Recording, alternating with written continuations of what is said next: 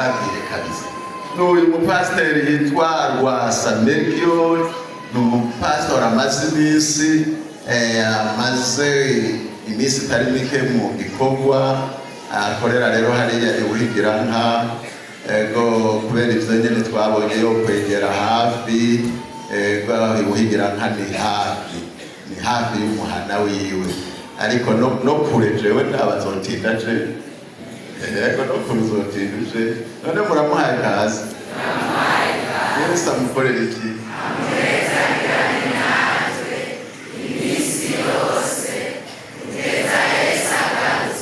bakonde Horaho abane namwe shengero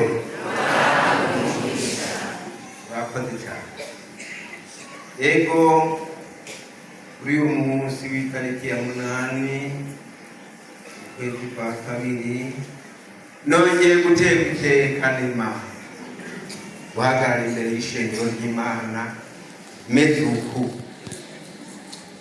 uko mu myaka ibiri irenganye mu 2024 na 2025 iyo myaka nahuye n'ibyago by'umubiri bishobora kwaka ko ntambuka sinatambuka ntibyakunda ize ndatambuka nakwega amaguru hasi shinguye naho nkataniruka ukuntu nibirezutse nyene nkatangwa nkahari bityo rero umwaka wo hirya muri 2024 nja kwa muganga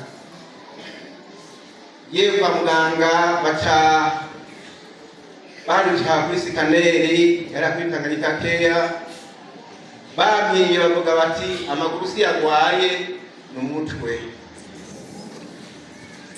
rero bacabanjana mu bitaro kuri wa Karede mara igihe bambura ayo mazi ari mu mutwe batobora hamwe umugongo bayavuma mu mutwe barabikoze inshuro zitanu ariko ayo mazi barayaronka mu nshuro 4 ikindi gihe barayabura mbona ndatambuka bashitaha wakize ati mugabo y'ibyo binaniranye hari ubundi buhinga yatandamana iminsi ntambuka ariko byo mugira birahinduka biranka rwose gushikaho ntashobora gushingura ukuguru ngo ntambuke reka byari bimeze nabi gusa usanze nicaye ku ntebe tukaganira ntiwomenye ko ngwaye kari maguru ntiyarya kandi ntiyabyimba ariko ntiyatambuka nuko rero uyu mwaka waraye uheze subira Bujumbura kwa muganga basha naho nyine bansubiza kuri sikaneri yo mu Gihosha nabo nyine baca berekana ko ya mazi yaragarutse n'ubwo atangana nk'uko yahora kubera nishobora kuyavoma kwa kundi ko mu mugongo baca bantuma kugura igikoresho bashyize mu mutwe iki babanze ngaha bagishyiramo babaka ngaha bagishyiramo ngiki kiramanuka kijya mu nda. Iyo minsi rero namaze mu bitaro Imana yarangiriye neza irangendera kabiri kose. Nari ngwaye merewe nabi sinashobora kuva hasi ngo nijyane ku bitanda ndaterwa n'abagabo babiri. Hanyuma ndagirirwa ubuntu mw'ijoro rimwe Imana iraza ndabona umuco utangaje hanyuma ndumva ijwi ngo ndagukijije. Harumva ko ndariko amapasoma ngaha no ngaha ariko numvise iryo jwi ndatima ngo numve ko ari byo. Ndagira ukuntu numva byakunze ndagira gutya numva byakunze ndakoma amaguru gutya numva byakunze kandi abyuka ndabyunganije Imana bareke yitwe kandi nakize wumve ndamufata n'ukuboko ndatekereje nakize sinasubire guterurwa nabo bahora abantu babandambika kandi bambyura naciye simbira hasi. Ndabwira umutama twari kumwe n'icyo cyumba kwa cyumuhungu w'ikibungahe mutaho Matiya Imana irankitije, gira umuhungu wawe azingira ko byiwe twitanye. Ndanezero umunezero ntabwo kungana, sanga nasohotse no hanze. Ndasemerera ndabwira abanyabitaro, Imana irankitije, ingo murabe nuguruka ku muryango umwe baranka kugurura, no kugira kabiri baranka kugurura, no kugira gatatu baranka kugurura, no kugira kane kugeza ku muryango ugira gatanu, bose baza gufata inzu igihugu batari ibyo kibateye. Ndasemerera Imana irankitije, byuka ndababarire baranka kugurura. Ndasubira mu nzu ndabikana kujyamira, kuko uwo munsi ntawasubiye kunterura, nariryamika nkibyura gusa kubera amapaso maraha no ngaha ayindiriye kw'ibyo bisebe nabyo bikira naca nta. Imana irangira neza cyane, irangiza. Haciye iminsi iragaruka, irambarira ngo ndagusubiyemo. Nubundi ndagerageza numva byahindutse, naho usemeze neza cyane. Ndabwira wa muntu ngo azigereka Imana irangiriye neza kandi. Umugwazi uwo muntu witwa Matiyasi ntaho yari yatashe yarigeze umuhungu kugwaza, yarigeze umuntu agwazi uwo muntu wiwe. Bose ndabaye Imana irangiriye neza, numva bari mu itiro rirengeye ndabareka. Ariko sinasubiye kuryama. Ntundakize ahubwo nagiye ahantu muri dushe hari ikiyo kinini, twitegereza ingene mbaye, sanga n'umuntu yakize nyene ameze neza. Kandi ndafata umwanya aho narahicaye umwanya muniniya nezerewe kw'Imana impitije. Kugira ngo nahise ndindiriye aha hantu no ngaha kw'ibyo bisebe bikira ntaca ntaha. Imana yarangiriye neza. Gutyo rero haciye iminsi abaganga baraza bararaba bati wewe ukwiye gutaha. Izi nyuzo nazo iwanyu ari mavuriro tubandikira bazozikuramo. Barazikuramo izo ngaha, bakura muri izo ngaha, ubu rero ndataha. Ndakora ndogira siporo n'abantu bakumbuto baragira ingorane ntibyakunda ko dushyira neza, ndashaka munasanga nakiye. Ayo mazi ari mu mutwe rero umva ko bashyizemo iki kintu ugatemba ndamunda gasabanda. Imana ni yawe. Ndagira umunsi mukuru kongera guhagarara imbere y'ishengero nezerewe bimeze neza nk'ubu. Imana nishimwe. Nuko rero reka turabe ijambo ry'Imana. Ijambo ry'Imana dusoma mu gitabo cyanditswe na Petero, igice cya mbere.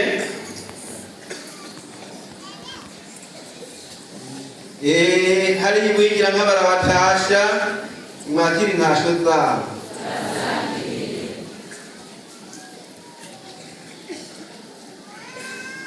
Igice cya mbere cya Petero, turabe ijambo ry'Imana.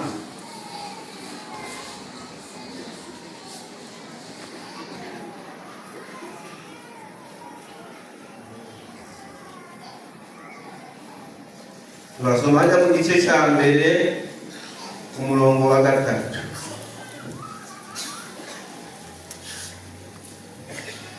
Nembero y'ijambo mfise iminsi yose ishengero ry'Imana twame duhesha Imana icubahiro. Iminsi ngahe? Iminsi yose ishengero ry'Imana twame duhesha Imana icubahiro.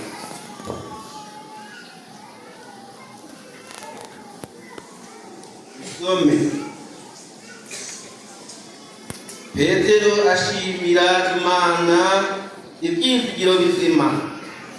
Imana y'umwami wacu Yesu Kristo ari yose nagahezagirwa.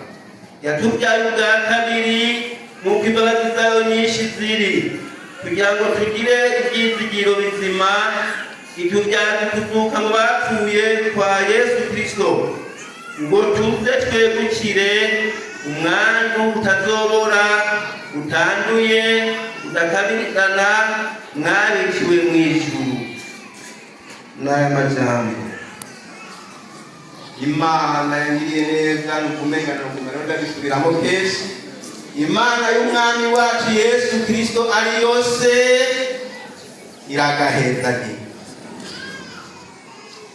Yarangiriye neza bidasanzwe muri iyo minsi yose ndi kwa muganga, ndabona kugira neza kw'Imana. Yaranganirije, iranezereza muri ibyo bibazo narimo. Nukuri Imana si umuntu ngo ibeshe, igira neza abasabyi bayo.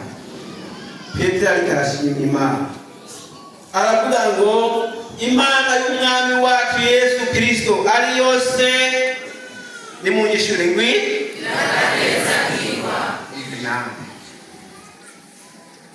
numva novuga imihezagiro y'Imana yaravuze. Yampamagaye n'umuhungu w'imyaka 16. Mwizi imyaka 20 ngira ubukwe ngaha mw'isengero. Mwizi imyaka 24 mbumuvuga butumwa. Ahantu kwandika nkadabi guherekera none nabonye kugira neza kw'Imana. Petero arashinga intara ku gicubahiro c'Imana. Imana y'umwami wacu Yesu Kristo ari yose uwo mundira mukabivuga mwese. Imana y'umwami wacu Yesu Kristo ari yose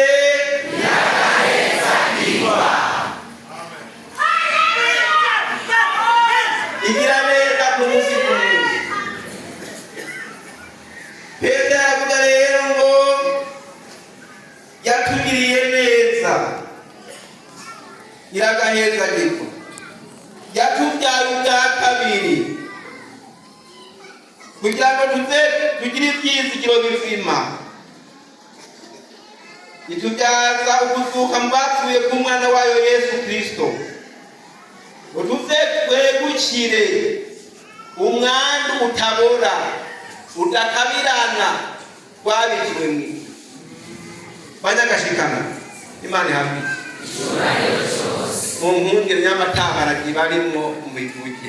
Imana y'umwami wacu Yesu Kristo ari yose iragahezagirwa.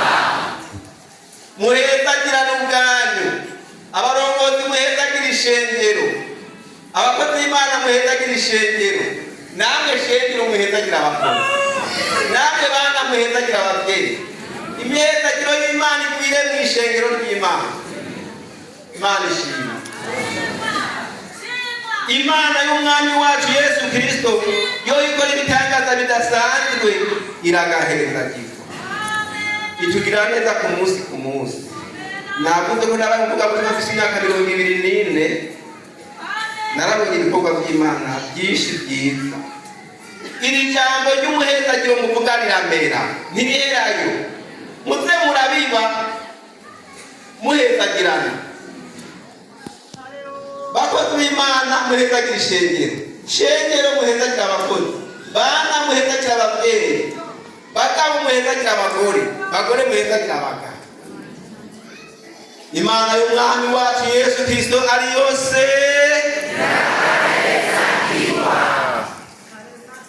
n'iri jambo ry'Imana rero twari twihesha Imana icyubahiro mu minsi y'ukubaho kwacu. Twirinde icyitwa ikibi cyose. Imana itugira neza ikadutabara.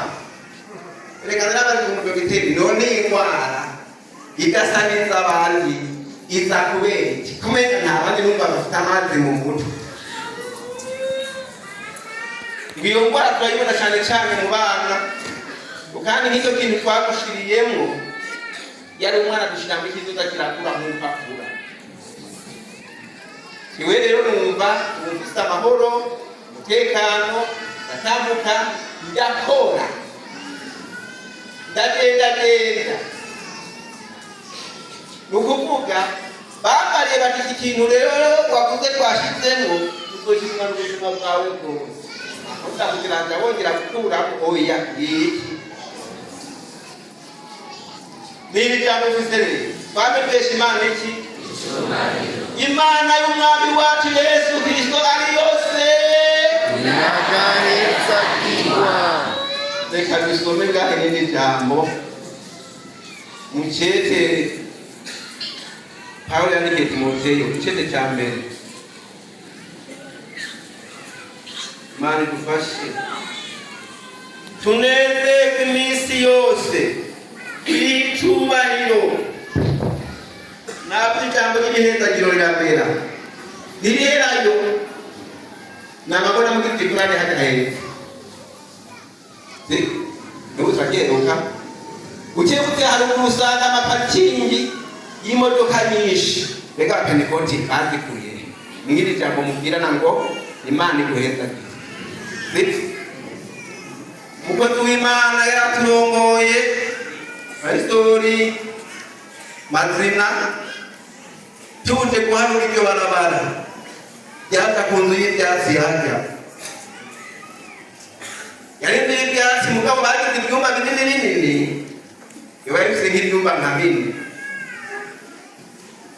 None ra ibyatsi byarahavuye ubu hari gisagara giteye gikombe kuko mwahavugiye ngo Imana igire gute muhezagira. Usomye mu gitabo cy'ubuharura mu gice cya 6 ukaraba ku murongo wa 22 ukabandanya y'amajambo ahari uzobona ingene Imana n'ijambo ry'Imana ritegeka ngo bagore muhezagira abagabo babo n'abagabo bahezagira abagabo babo bahezagira abagore babo. Kuko iyo muri hariya mu bisagara ni muhezagira genda kunda guhezagirwa ari wobya umve nama Imana y'umwami wacu Yesu Kristo ari yose subire mwinini orabane namwe shengero aha naho ndotari kwigira izome rikwire ntizosekerere Imana hamwe. Imana rero idukunda, Imana itubabara, Imana itwitwararika.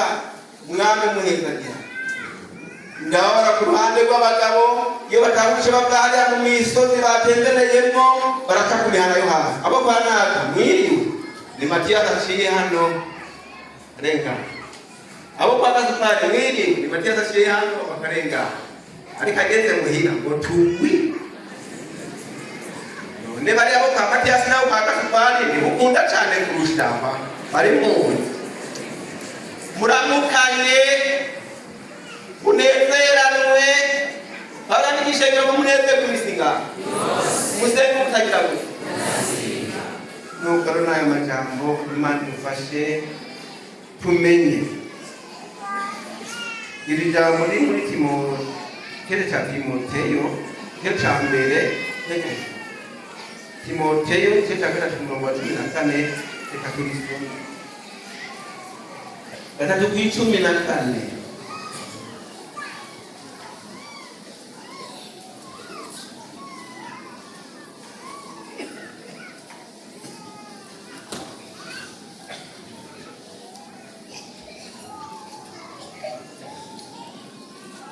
handitse ngo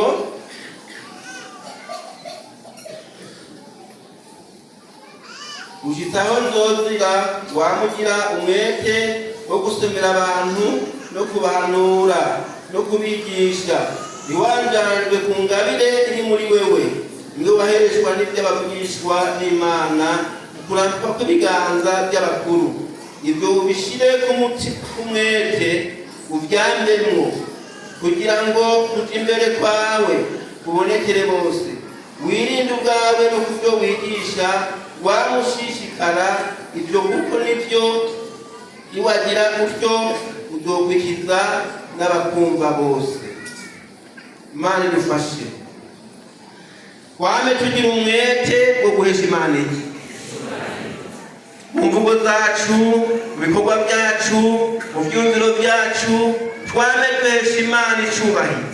Pawulo yaravuze amajambo nk'ayo Petero yavuze niwasoma mu kete cya mbere cy'Abanyefeso 3 hajya rimwe ku murongo wa 3 nawe usanga Pawulo ariko arahanurisha ngo Imana y'umwami wacu Yesu Kristo ari yose irakagira gute gira umwete wo guhesha Imana icubahiro.